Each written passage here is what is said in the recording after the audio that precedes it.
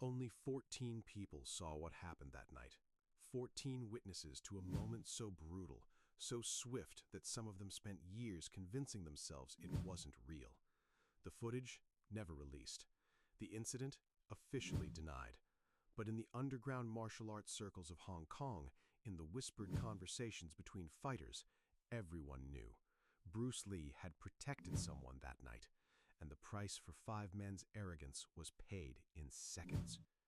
This is the story they tried to erase. Hong Kong, November 1970. The Pearl of the East restaurant sat in the Mong Kok district, a place where businessmen, celebrities, and gangsters shared the same tables. Money dissolved the lines between worlds here. Silk suits rubbed shoulders with leather jackets. Respect was currency.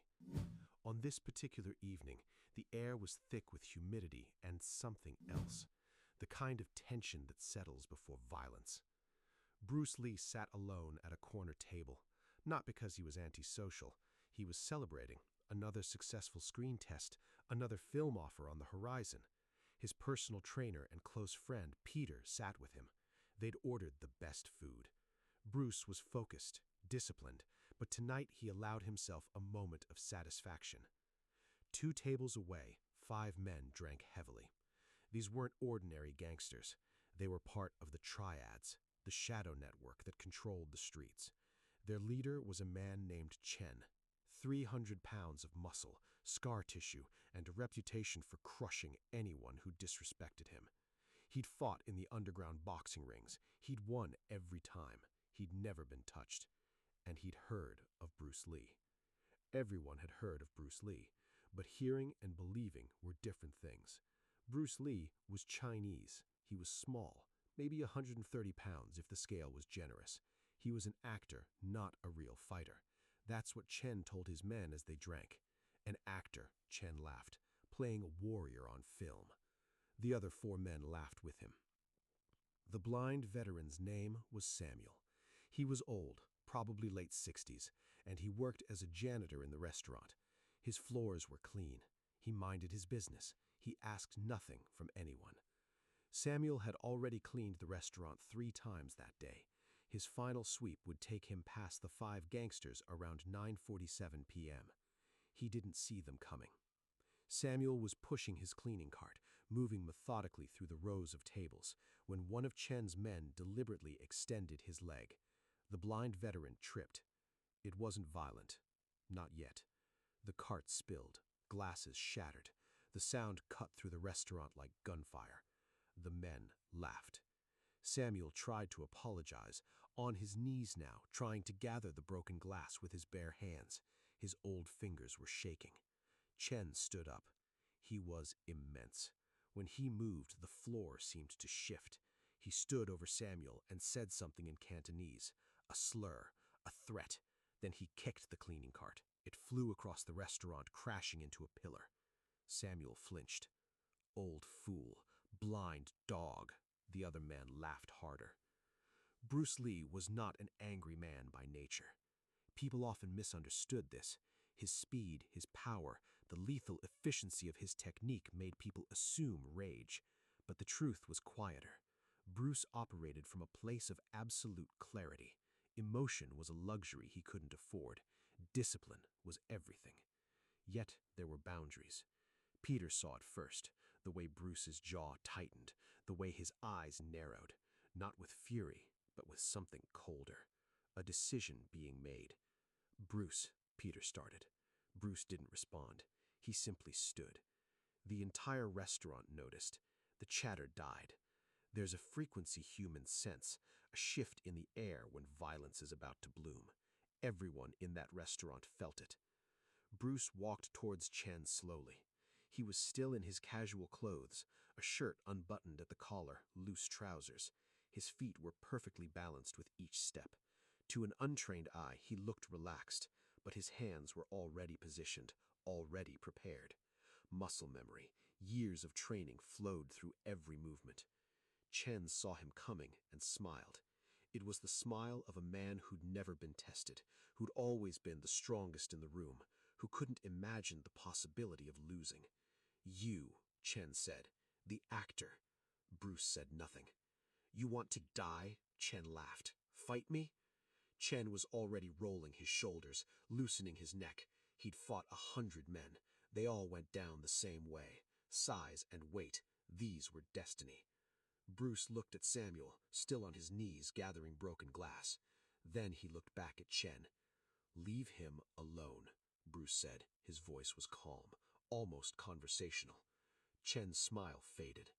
What did you say? I said, leave him alone. Bruce shifted his feet, a minute adjustment of weight, positioning. Apologize, help him clean, then you and your friends leave. The tension in the room became visible now. It wrapped around everyone's throat. Chen took a step forward. His fists were already clenching. You know who I am? Chen's voice dropped. You know what I do to people who disrespect me? Yes, I know. And you still... Chen didn't finish the sentence. 3 seconds of absolute stillness. Bruce's eyes locked on Chen's. The gangsters' men had stopped laughing. The restaurant had stopped breathing. Peter had turned away. He couldn't watch. Samuel, still on the floor, seemed to sense the shift. Even blind, he understood what was about to happen. Chen was a large man. He had mass, leverage, years of brawling experience.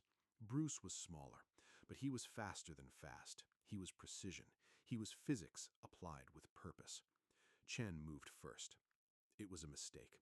He threw a right hand, a powerful, confident punch that was meant to end the conversation immediately. The punch was fast for a normal fighter. For a large man carrying 300 pounds, it was incredibly fast. But Bruce wasn't a normal fighter. But Bruce had already moved, not backward, not defensively, forward. In the time it took Chen's fist to travel 6 inches, Bruce had closed the gap by 3 feet. The punch that was meant to crush him now passed through empty air, the space where Bruce had been 1 millisecond before. Chen's momentum carried him forward, unbalanced. Bruce's first strike came from the inside, a palm heel thrust aimed Chen's chest. It wasn't a full power hit. It didn't need to be. It was like watching someone flip a switch. Chen's body seized. The air left his lungs in one violent exhale. The sound was sickening. Peter heard it from across the room and finally looked. What he saw would stay with him for the rest of his life. Chen staggered backward, confused. His brain was still processing. Had he been hit, his body already knew the answer. His feet scraped against the tile floor, searching for stability that wasn't there. Bruce followed, not with anger, with purpose. Chen tried to recover, tried to throw another punch, this time a left hook meant to catch Bruce on the side. It was desperation now, not technique. Bruce sidestepped it with minimal movement. His shoulders stayed still, only his hips shifted. Then he countered. A short punch, a straight line, perfectly placed. It landed on Chen's jaw. The world seemed to pause. In that frozen moment, the millisecond between the punch landing and Chen's body responding, several things happened. The other 4 gangsters stood up from their tables. Their hands reached for weapons that wouldn't help them. Samuel, still on the floor, went completely silent. Even though he was blind, he seemed to understand he was witnessing something extraordinary. Peter closed his eyes, not in fear, in respect. The restaurant owner, a middle-aged woman who'd seen violence before, reached for her phone, then stopped. Some things, she understood, weren't meant to be documented. And Chen, 300 pounds of undefeated arrogance, realized in that fraction of a second that everything he believed about strength, about size, about dominance was wrong. Chen's head snapped to the side. His body followed, unable to resist the physics. He crashed into a table, scattering dishes, glasses, bottles of wine. The sound was tremendous, but it was the sound of a man's mythology shattering, not his bones. The 4 men moved towards Bruce. It was automatic. It was loyalty to their leader. It was a terrible decision. Bruce turned to face them. One man, the largest of the 4, charged. It was a wild attack, no technique, just desperation and numbers. Bruce pivoted once smoothly, and the man ran past him, crashing into the wall. The second man threw a punch. Bruce blocked it with his forearm. The impact made a sound like a gunshot. The man pulled his hand back, cradling his wrist, his eyes wide with pain. The third man hesitated. He'd seen enough. The 4th man didn't move at all. Bruce stood in the center of the restaurant, completely untouched. His shirt was still unbuttoned at the collar. His breathing was normal. He looked like he'd just finished a light exercise session, not a five-man conflict that had lasted less than 12 seconds. Chen was still on the floor, slowly pushing himself to his elbows. Bruce walked towards him. It wasn't aggressive, it was methodical. He knelt, one knee, and looked Chen directly in the eyes. "Do you understand now?" Bruce said quietly. Chen couldn't speak. His jaw wasn't working properly. "It was never about size," Bruce continued. "It was never about strength. Skill is the master, speed is the servant. And you," Bruce paused, "you had neither." He stood up. "You will leave this restaurant, all of you. You will never come back here, and you will never touch this man again." Bruce gestured toward Samuel. "Do you understand?" Chen managed a nod. Bruce turned away and walked back to his table. He sat down. Peter was already reaching for his glass with shaking hands. The four men helped Chen to his feet. He was moving like a marionette with cut strings, his body functioning but his mind somewhere else. The restaurant owner brought them towels, and they left without another word. The entire incident had taken 17 seconds. For a full minute after they left, nobody spoke. The restaurant was frozen in amber. Glasses still lay on the floor. Wine dripped from the edge of an overturned table. The air smelled like spilled alcohol and something else, the metallic tang of adrenaline that had nowhere to go. Samuel was the first to move. He stood up slowly, using the edge of a table to steady himself. Then he walked directly toward Bruce's table. His old hands were trembling. "Thank you," he said. His voice cracked. "Thank you." Bruce looked at this old man, this veteran who'd lost his eyes to war, who'd survived on humility and quiet dignity, and something human crossed his face. Not pride, understanding. "You didn't deserve that," Bruce said. Samuel touched Bruce's shoulder. "No one deserves that, but only a few will stand against it. Thank you." He walked back to his cleaning. Peter finally exhaled. "That was—" "Don't," Bruce said. He picked up his chopsticks again, perfectly calm. "We came here to eat. We're still eating." But nobody was eating anymore. What happened next was inevitable. Words spread through Hong Kong's underground like an electrical current. 14 people saw it become 20. 20 became 50. 50 became legend. The story changed the way all stories do. In some versions, Bruce fought 20 men. In others, Chen was a championship boxer.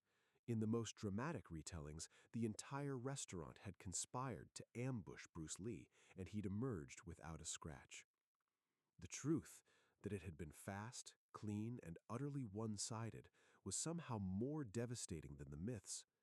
Within weeks, the triads issued an informal order: "Don't touch him." It wasn't respect. It was something deeper. It was the recognition of a force they couldn't control. Chen never returned to that restaurant. He returned to his life, but something in him was broken, not physically, but spiritually. The undefeated man had been defeated. The narrative of his invincibility had been shattered in seconds.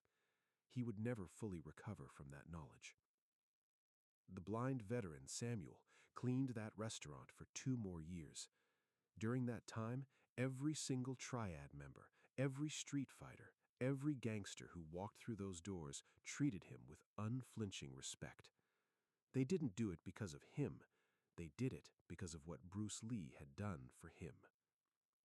Bruce Lee was often asked about power. Journalists wanted to know his secret. Fighters wanted to know his technique. Philosophers wanted to understand his mind. But Bruce would always return to the same answer. Do not pray for an easy life. Pray for the strength to endure a difficult one. But there was another principle he lived by, one that revealed itself in moments like the Pearl of the East. Speed kills softness. Precision kills arrogance. And kindness kills the impulse to be cruel. Watching Bruce Lee defend a stranger wasn't about martial arts. It was about philosophy.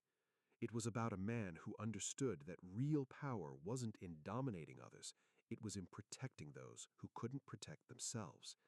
It was in breaking the chains of fear that keep others enslaved. The 5 gangsters who walked into that restaurant expected to hurt someone defenseless and walk away unchanged. Instead, they became part of a story that has echoed across decades. A story that says skill transcends size, speed transcends strength, and character transcends everything. That night, Bruce Lee went home and meditated for 4 hours. He didn't feel victorious. He didn't feel anything except the familiar emptiness that comes after violence, the space where emotion hasn't yet returned.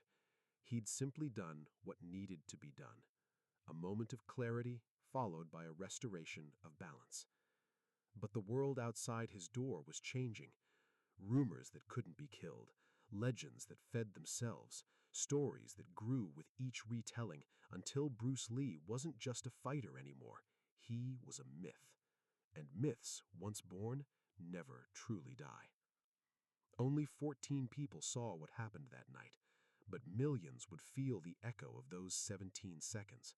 In every student who trained harder, in every person who stood against injustice, in every moment when someone chose to protect the vulnerable instead of joining the strong. The footage was never released. The incident was officially forgotten. But in the shadows of Hong Kong, in the whispered conversations between fighters, in the silent respect paid to the blind janitor who kept sweeping the floors, everyone knew, and they remembered. Because some moments don't need cameras, they need witnesses, and witnesses become keepers of legend. This is the story they tried to erase, the moment that proved Bruce Lee was never just a fighter. He was a protector, a philosopher in motion. If you want more untold stories, the hidden moments that shaped legends, the forgotten confrontations that changed everything, subscribe now. Because the greatest stories aren't always the ones filmed. They're the ones whispered across generations. Hit that bell. Share this with someone who needs to know that real power protects the powerless. The legend continues.